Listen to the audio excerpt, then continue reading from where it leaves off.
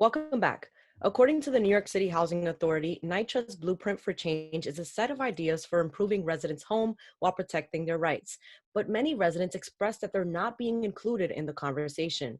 Joining us now to share more about this Blueprint for Change in NYCHA is Kristen Hackett, Executive Committee Member at Justice for All Coalition.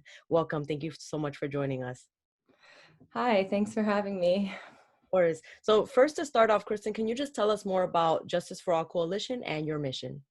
Yeah, so we're just a group of neighbors living in Western Queens who have been organizing and educating with our neighbors for the last 4 years because of our concerns about development in our communities and our city. Our roots-based in leadership are in the local public housing developments, so the concerns of those residents and public housing as a public good has always been really central to our work. Even when we were fighting Amazon and Sunnyside Yards and other rezonings and projects, our rallying cry has always been, where's the money for public housing? At the same time, we've been working on the ground with tenants to get repair needs met. So as we know, a lot of public housing residents are dealing with dilapidated living conditions that are unhealthy and unsafe. So we have one paid organizer. The rest of us are volunteers, but Stan Morris is our paid organizer and has been working with tenants to submit formal letters of complaint to housing, walking with them to the management offices to try to demand repairs. And we've been moving towards a collective legal strategy to hold NYCHA accountable. And then we've also been working with tenants at Astoria houses now around a gas outage that they've been dealing with for almost 3 months now. Wow. And so our mission really is in our title. And as corny as it sounds, it's rather direct as well, right? So we have no real other agenda other than justice for all. Thank you, Kristen, for that background. And now, as we mentioned in the beginning, NYCHA proposes this new blueprint for change. Can you just tell us a little bit more about this new blueprint for those who may not be familiar? Yeah, definitely. So one of NYCHA's plans that they say will repair and preserve public housing for future generations is this thing called the Blueprint. But like we heard yesterday, it actually ends public housing in New York City by transitioning the units from Section 9 to Section 8. And it also creates this new state agency called a public trust, or that's what they're calling it here. And they use this public trust really not to, preserve and repair the units, but it's really about creating opportunities for private investment in public housing, avenues through which private investors can profit directly from public housing. So this public trust really is being established so it can take on debt. And that money that's being raised will be, in theory, be used to make repairs potentially, but it also creates a long-term debt problem, right? And we have to ask ourselves in these debt-based arrangements, what's the collateral here, right? And these are the properties. And now, I think you kind of broke it down a little bit, but J4AC is advocating to halt the blueprint. Can you just tell us a little bit more about why it's important for this blueprint to be halted at this time? Yeah. So again, we feel that this is the end of public housing, and really that this is the continuation of a lack of care rather than a departure from it. And again, our question is, where's the public money? We can offer tax breaks to developers and to homeowners, allocate $6 million for the NYPD, fund a military that's larger than the next 7 largest, and we cannot fund public housing. And this isn't about whether or not there is public money, right? This really is about political will, right? So we're really, with the Halt the Blueprint, we're trying to influence that political will. Thank you for sharing. Also, the State Assembly Housing Committee recently held a hearing to discuss this blueprint. Some NYCHA residents were able to attend, but many were left out of the conversation. What happened at this hearing, and were there any resolutions or issues that came up? Well, yeah, so the meeting was just to discuss new legislation that NYCHA's put forward. There's been nobody has even sponsored the bill yet, and it sounds like a lot of folks, state reps haven't even heard of it or just got it yesterday or in the last week or two. So this was really just sort of to have a first conversation about the legislation. I'm not sure why they did it in a hearing style, quite frankly. But what came out of the hearing yesterday was a lot of opposition on the basis that this is privatization and that there's a real loss of rights for residents living in public housing right now, and that this is permanent. Residents continue to note the lack of awareness and understanding of the bill among residents that seemed very widespread. And even Greg Russ said that they only talked to like 1,100 tenants. In other cases, he said 2,000, but even that's less than 1% of NYCHA residents. You know, and there was also a lot of discussion about this, where's the public money, and also what can we, how can we start to move towards resident management, right? Why are residents not at the forefront of these decisions? And actually, based on their legal rights within Section 9, as public housing is regulated right now, they should be at the forefront of that decision. Yeah, and it really felt like, I have to say, I guess that there did feel like there was political will in the room to pursue these alternative options. And that was kind of something we didn't know whether or not we could expect at the time prior to the hearing.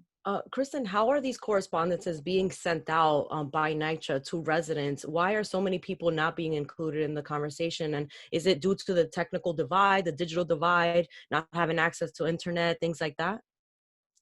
We definitely hear a lot about the challenges that technology presents. We actually deal with some of that in our own organizing work, trying to use Zoom to hold tenant meetings, because a lot of people don't have access to internet or to the hardware needed or stable connections. So that's definitely part of it. It also sounds like the outreach strategies that NYCHA used were unsuccessful and definitely not enough, right? They said they put things in people's rent statements, but we also heard from residents that they never got those. And they said they use social media, which again is sort of the technical divide. We've also heard that language barriers have been very real. And I did attend a couple of the town halls, and at the ones I did attend, there was no translation available as far as I could tell. It sounds like that's something they started to address later in the sessions. But I also think, and this we hear from a lot of residents, and even just as people probably feel it ourselves, like we're in the middle of a pandemic that hit public housing developments twice as hard. The fatality rates were more than double the city's overall rate. People are grieving. I know one woman that lost 60 people. Wow. You know, there's a lot on people's minds, and there's a lot that folks need, like food and economic insecurity is also something that in our neighborhood community members have stepped up, you know, to help fill the gap and try to provide. But where is NYCHA and our city reps in providing this? And then the blueprint got announced right after the first wave sort of started to subside, and now is being negotiated at a state level hearing right as the second wave seems to be taking off. And there's a lot of fear, right? So people already have a lot of stress going on, even if there was robust engagement from NYCHA, which there wasn't, but even if there was, the timing of all of this is just like inhumane and cruel. I don't know how else to say it, really. Got it. And I've seen, Kristen, that J4AC proposed CLTs and RMCs. Can you help us break down what these things are and how they can help residents moving forward? Yeah, so we're not proposing CLTs for public housing, but we are proposing resident management corporations, so resident management corporations are an available avenue through which public housing tenants can collectively take on full or partial management responsibilities of their development. This is something that's written into Section 9 already. The idea for them grew out of the civil rights and welfare rights movements of the 1960s and tenants' frustrations about dilapidation and mismanagement, which sounds very familiar to today. Yes. Multiple resident management corporations emerged in the 1970s and 1980s, and in 1987, RMCs were legally codified into law as a governance option for public housing residents. And in 1992, HUD did an extensive evaluation of 11 of these, comparing them to each other and to the Housing Authority, and found that full-service RMCs, where residents took on all resident management responsibilities, were definitively superior managers. These developers were better maintained, had robust social service programs, created more employment opportunities for residents. Evictions and turnover were less frequent, and their operating expenses were lower. Tenants' positive perceptions of their quality of life also reflected these changes. This evaluation suggests that RMCs are capable of addressing the multiple issues public housing residents face. So this is just one model that we're putting forward in terms of alternative governance structures. It still relies on public funding, so we need the public money to happen. And we've started documenting where that public money could come from on a new website called NYCHARising.info. There's a series on there called Where's the Money? And it basically just has separate posts on, you know, what's already been proposed and suggested for the public money, and will continue to do that. But it also, we can always suggest models right now, but ultimately there has to be robust resident engagement in terms of figuring out what the future of public housing should look like. Got it. Um, Kristen, can you just tell us why it's important to keep NYCHA public housing public? Yeah, so public housing is the only truly affordable housing option in New York City, and we heard that a lot from folks yesterday. But it's a housing of last resort. It keeps a lot of families and a lot of seniors from homelessness. And as many said yesterday, it's also provided stability because of this affordability mechanism, and that stability is intergenerational. So it does actually create a foundation of social mobility that we don't typically see. It's also a major public institution. So investing in public housing is also a matter of the priorities of our society, right? Whether we're going to actually preserve and invest in public goods for the people, or whether we're going to continue to transform everything into commodities or assets that can be profiteered off of by a global financial class. And we've been dealing with, the prevailing dominance of free market logics for the last 30 years, and inequality has swelled dramatically. But this is also about race and class justice. So we have to take very seriously about who finds themselves living in public housing today. NYCHA tenants are predominantly Black and brown, and this is not a fluke, but a reality designed by the racist and classist history of our country, our city, and our world. And the lack of care given to public housing residents today, and the lack of control they have so far over the future of public housing, is a continuation of this history. And any plan attempting to rescue NYCHA must account for and address this reality. Public investing in these properties and putting residents at the forefront of any decisions about the future of public housing is about race and class justice and a just future for all, really.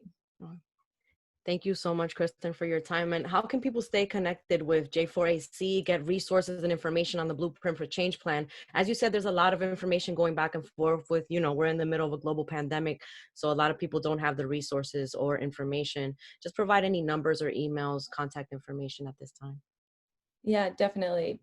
Folks can find us on Instagram and Twitter at justice for the number 4, all, and then QNS. And our website is J4, again, the number, ac.us. Another educational resource is NYCHArising.info, which is another website. And people can call us at 646-705-8887. Thank you again, Kristen, for your time today. Thank you. Kristen Hackett is the Executive Committee Member over at Justice for All Coalition. We'll be right back.